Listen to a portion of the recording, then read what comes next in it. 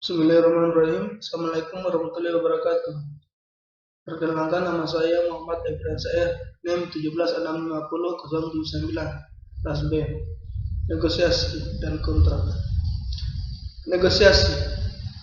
Mengapa bila orang pergi ke tempat perdagangan di Meksiko, mereka akan melakukan negosiasi walaupun hanya untuk beberapa dolar saja.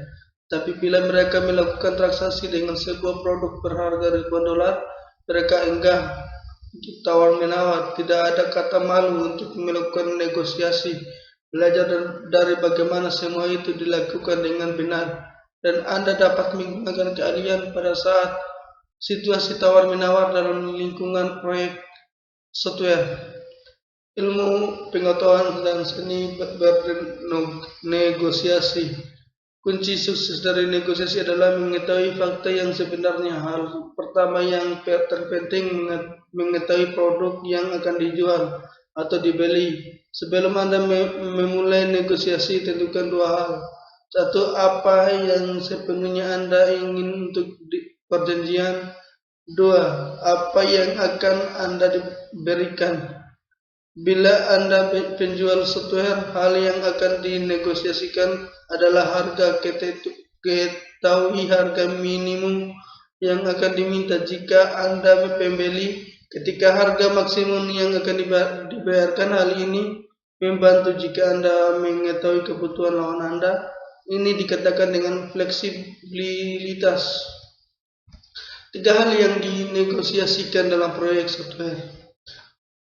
Hal yang penting sering dinegosiasikan adalah harga tetap, namanya proyek, dan fungsi proyek, dan juga dinegosiasikan seperti kata pepatah. Anda akan mendapatkan yang murah, cepat, atau bagus. Pilih dua hal. Anda dapat menghemat dengan mengambil waktu yang lebih lama, atau apabila hal terlalu mahal, perhitungan menawar dengan kelengkapan yang lebih sedikit.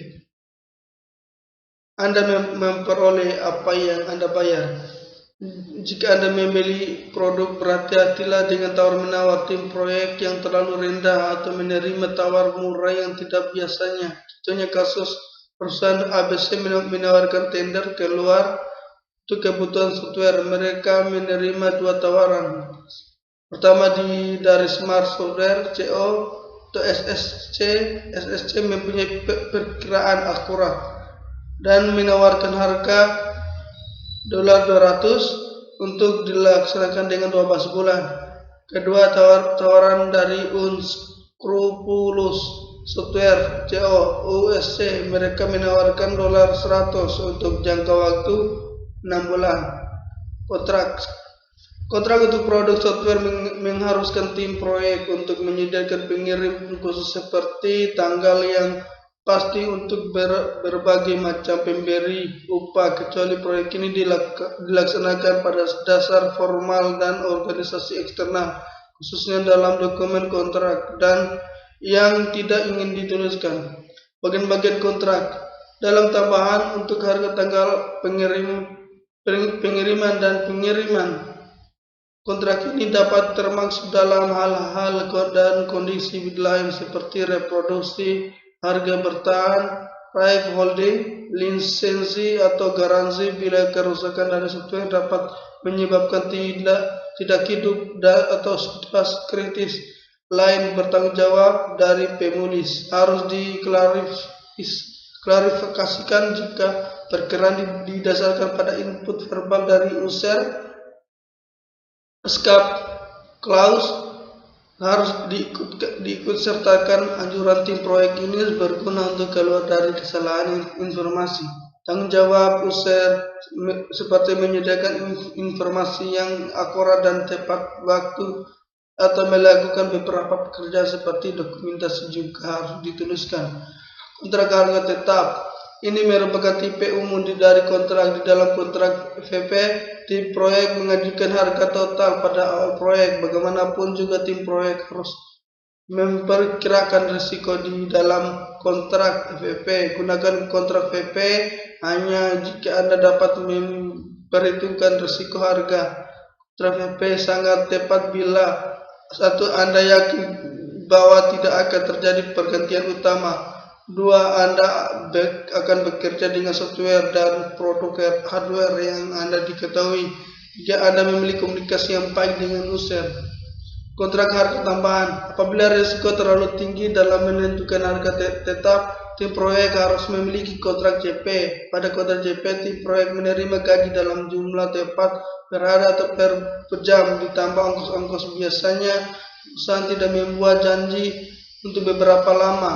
Mereka membuat kontrak CP sangat tepat bila satu, Anda merasa bahwa pergantian utama akan terjadi, atau RD tidak ada atau kebutuhan lain tidak jelas.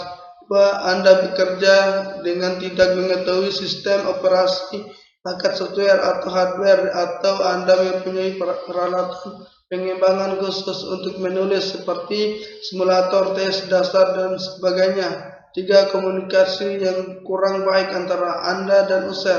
Aktivitas utama berorientasi pada manusia, contohnya interview. Kondisi dan syarat. Jika Anda menjalani kontrak CP, yakinkah bahwa kondisi dan persyaratan jelas? Masukkan semua syarat dan kondisi aspek hukum dari cara yang Anda ingin untuk bekerja dengan klien. Ini akan memberikan perlindungan bagi Anda dan klien dan menghindari kesulitan yang akan datang. Kontrak di dalam organisasi. Peninjauan proposal yang dikembalikan. User dapat mengembalikan proposal yang telah diterima dengan sedikit perubahan waktu yang dijadwalkan untuk anggota teknis dari tim proyek. Untuk meninjau sedikit perubahan susunan kata dapat berarti upaya utama masalah harga dapat dinegosiasikan. Kesimpulan, untuk fase definisi. Ini akan membawa kita pada akhir fase definisi. Mari kita mengulang kejadian penting yang pernah dicapai.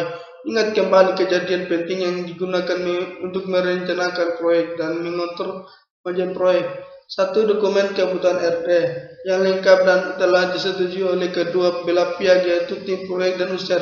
Dua, dokumen proposal dan dapat digunakan untuk analisis untuk seluruh pengembang yang dilengkapi dan dibeli oleh user. Tulis persetujuan yang diinginkan. Walaupun tidak mempertimbangkan kejadian penting, izin dari PP itu dengan menyediakan sumber daya yang diperlukan.